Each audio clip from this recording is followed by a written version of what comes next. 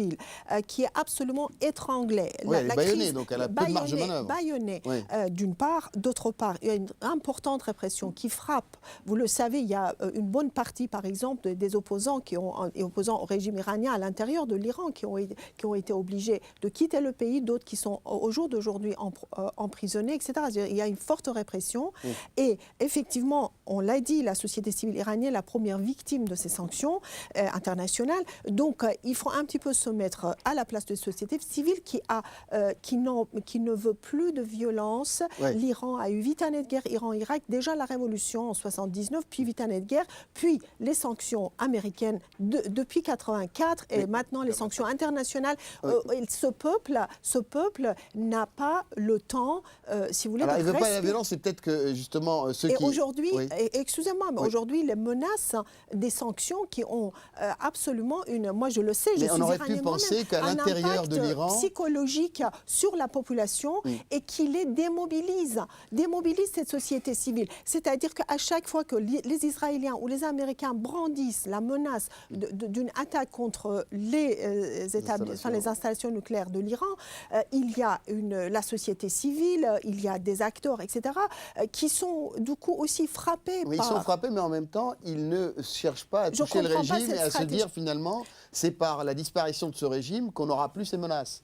À l'intérieur, il n'y a pas de mouvement réel. Il y a eu un mouvement plus que réel, qui a été réprimé et qui dit que le mouvement n'existe pas. Regardez par exemple les universités iraniennes. Regardez là où une certaine organisation existe. Il y a pratiquement tous les jours, il y a des manifestations, les slogans, les revendications sont toujours là. Ça peut aboutir à une chute du régime de l'intérieur ? Écoutez, chute de régime, je n'en sais rien, mais en tout cas... la métamorphose du régime, si, à mon sens, si le poids des menaces internationales ne se faisait pas sentir à tel point par la société civile iranienne. Naoufal Brahmi. Oui, pour revenir sur la menace d'un raid israélien, les deux cas où l'aviation israélienne était intervenue, c'est Irak 81 et Syrie 2007. Alors Irak 81, c'était le site nucléaire d'Irak, et Syrie, c'est Tyr. Oui. Voilà. Tyr, en 2007, il y a également une installation nucléaire. C'est resté très discret d'ailleurs. Industrielle à vocation nucléaire. Il n'y a eu aucune rumeur. Je veux bien qu'entre-temps, on a eu Wikileaks, on sait tout. Mais là, il y a trop de rumeurs pour que ce plan fonctionne. C'est parce qu'on sait que ce n'est pas vraiment possible en termes de... On va parler à l'instant, évidemment, dans un instant des conséquences. C'est parce que finalement, en termes de conséquences, ça serait tellement énorme qu'on n'envisage pas ce scénario. Il y a les conséquences, il y a aussi la nature géographique de l'Iran. L'Iran, c'est un pays qui a une profondeur. La Syrie, c'est juste à côté, l'Irak, mais là, il y a une profondeur. Il faut... Puis laquelle centrale frappée aussi. Quelle centrale C'est-à-dire qu'il faut des raids, il faut plusieurs raids sur une longue durée. Il y a eu l'importation de bombes de la part d'Israël qui sont capables Les Américains ont livré, Obama l'a reconnu, mais toujours est-il, pour que ce soit efficace, il faut qu'il y ait plusieurs raids, plusieurs endroits sur une longue durée, si on veut que ce soit efficace. Et là, si on fait un seul raid, on aura toutes les conséquences néfastes sans l'efficacité. Donc, et quand il y a trop de rumeurs, moi je sais que l'armée israélienne n'est pas une armée qui communique beaucoup. En Irak, rien n'a été dit. En Syrie, rien n'a été dit. Là, s'ils en parlent, c'est... Ça veut dire que ça ne va pas se faire. C'est ça que vous dites. Ce sont des éléments d'ambiance, pas plus. Thierry Coville, quelles seraient les conséquences d'une telle frappe et quelle forme prendrait-elle ? Revenir sur ce que vous disiez je pense que le mouvement vert n'est absolument pas mort en Iran et reste très puissant, notamment dans les têtes. Et beaucoup de choses qui se sont passées politiquement. On nous raconte toujours Ahmadinejad. Bon, le Parlement l'a attaqué très très fortement. Il est en déclin, enfin en perte de puissance depuis quelques mois. Et je pense que c'est très lié avec... il y a un mécontentement profond même dans le régime iranien, dont une partie du régime a réprimé le mouvement vert. Donc le mouvement vert est très fort en Iran. Et est-ce que ces déclarations sur l'éventualité d'une frappe peuvent aider ce mouvement à se réveiller de l'intérieur et à mettre à mal le régime ? Justement, je pense que là, ce qu'on néglige, c'est le mouvement vert a fait des déclarations sur le programme nucléaire iranien. Ils sont pour le programme nucléaire iranien. Mais pas militaire. Mais ils n'ont pas dit militaire civil, car par contre, ils critiquent, c'est la méthode. C'est-à-dire, ils critiquent le radicalisme d'Ahmadinejad. Donc, ils pensent qu'Ahmadinejad a mis l'Iran dans cette situation du fait de son radicalisme. Par contre, ces menaces sont l'argument rêvé pour les plus durs du régime, pour justement réprimer toute cette opposition en disant voilà, la moindre critique contre nous, vous faites le jeu des étrangers. Ouais. Donc si vous voulez, un sentiment de cohésion nationale. Je crois que c'est Shirin Ebadi qui avait dit un jour que c'est le peuple iranien qui réglera à terme cette question du nucléaire. Je pense qu'elle a raison. Ouais. Le problème, c'est qu'effectivement, on a des puissances occidentales qui veulent faire beaucoup de communication et faire semblant, comme ça a été dit, de régler le problème. C'est plus compliqué d'expliquer au monde que l'Iran est complexe et que moi je pense que c'est la société et c'est le pays lui-même qui réglera ces problèmes-là. Donc l'éventualité d'une frappe pour vous ? Je pense que ça reste quand même beaucoup de communication. Si vous voulez, c'est un scénario qu'on a vu déjà dans le passé. Retenez-moi, sinon je fais un malheur. Donc, du genre, on dit aux autres, mettez plus de sanctions parce que sinon on va intervenir. Je pense que je pense que par contre, ce qui est dangereux, ce que je vois, moi je ne suis pas du tout spécialiste des questions militaires, mais ce que je vois de dangereux, c'est l'absence de relations diplomatiques entre l'Iran et les États-Unis qui conduisent les deux pays un petit peu, vous voyez, à se monter. C'est très facile de se monter contre l'autre quand on ne se parle pas. Oui. Et il y a une ignorance crasse, excusez-moi du terme, mais une ignorance où ils font exprès. Mais quand on voit les discours des candidats actuellement républicains aux primaires sur l'Iran, c'est niveau, je veux dire, je sais pas, c'est assez faible en termes de complexité, quoi. Donc les deux pays ne se parlent pas, et ça, cette situation est dangereuse à terme. Parce qu'à force de répéter la guerre, quand deux pays ne se parlent pas, le moindre incident peut prendre des... Si vous voulez, par exemple, le cas des assassinats de scientifiques israéliens, vous allez en Iran... Iraniens. Des scientifiques iraniens, c'est assez clair en Iran de qui ça vient. Et du côté de la mentalité iranienne, il est absolument impossible qu'Israël ait fait ça sans l'accord des États-Unis. Donc tout ça sert quand même à faire monter les nationalismes des deux côtés. L'Iran et les États-Unis ne se parlent pas, et ça, cette situation est véritablement problématique. François Niccolò. Donc, en effet, c'est lourd de menaces parce qu'on se flatte toujours de contrôler les crises. Chacun se dit que bon, on va gérer ça, de temps en temps, on fait un peu de bluff, on règle un peu les feux comme ça. Mais il peut y avoir des événements imprévus qui font que les crises qu'on se flattait de contrôler deviennent incontrôlables. Elles vous échappent des mains, elles échappent à tout le monde et elles partent en spirale dans des directions qu'on n'avait pas prévues. Ça, c'est quand même le gros danger quand on joue comme ça avec le feu, précisément. Est-ce que la situation en Syrie, François Niccolò, justement neutralise un peu les velléités de frappe contre l'Iran? Est-ce que déjà la région étant une poudrière avec ses révoltes, ses régimes vacillants, est-ce que finalement la question iranienne devient plutôt possible à régler ou secondaire? Je sais pas, je crois qu'on exagère peut-être un peu les effets de l'évolution de la crise syrienne sur les équilibres au Moyen-Orient. Oui. Bien sûr, si le régime d'Assad s'effondre, les Iraniens seront embêtés, ça leur compliquera beaucoup la fenêtre, ça leur retirera la fenêtre qu'ils avaient sur le Proche-Orient, là, sur le Liban, sur la Palestine, on observe le dernier vote mais de pour la dire Ligue quand arabe. même, ça ne changera rien de fondamental. Ouais. L'Iran ne se trouvera pas déstabilisé parce que la Syrie s'effondre. Jusqu'à présent, dans les dernières années, c'est l'Iran qui a été le grand gagnant de la redistribution des cartes dans la région, avec l'Irak d'aujourd'hui. Saddam Hussein est parti, c'est quand même merveilleux pour les Iraniens, grâce aux Américains. Et puis leur autre ennemi juré, c'était les talibans. C'était parfait, là encore, les Américains ont fait le travail. Donc les Iraniens sont dans une position plutôt favorable à cet égard. Si la Syrie sort du jeu, ils s'y feront, ils s'y habitueront.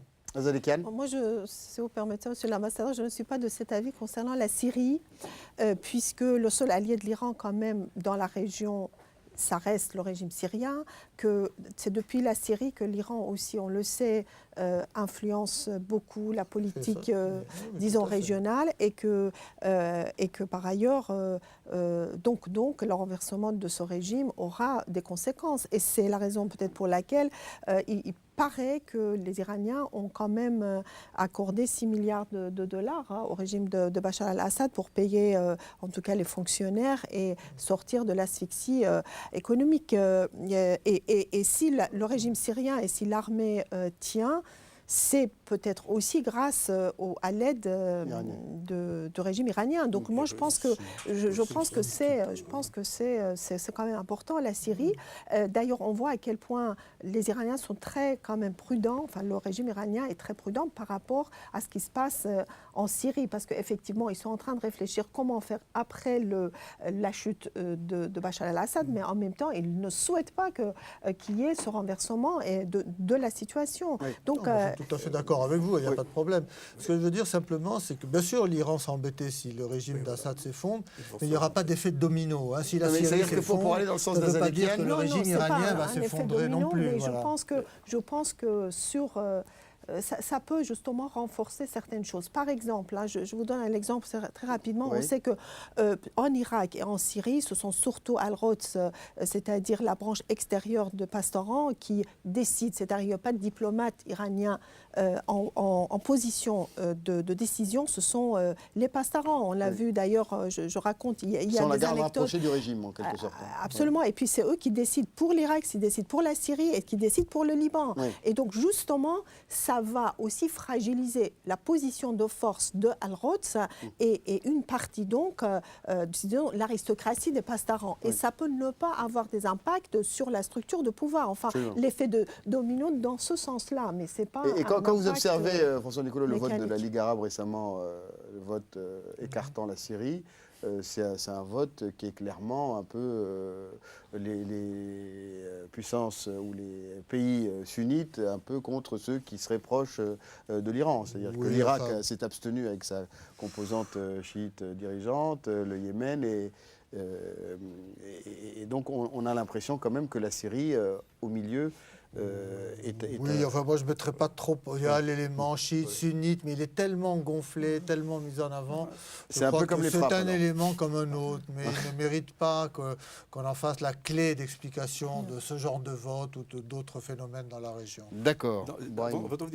Je rappelle, ce qu'on appelle le printemps arabe a fait une première victime collatérale, c'est Israël, qui a perdu ses deux alliés, l'Égypte et la Syrie. On a perdu... Bon, comment dirais-je, le soutien indéfectible du président déchu égyptien, et c'est une vraie perte. Et la Syrie qui était un allié objectif. Donc là, ça change. Ensuite, pour le vote de la Ligue arabe, déjà, il y a eu un premier vote. La Ligue arabe, c'est celui du 12 mars 2011, sur la Libye.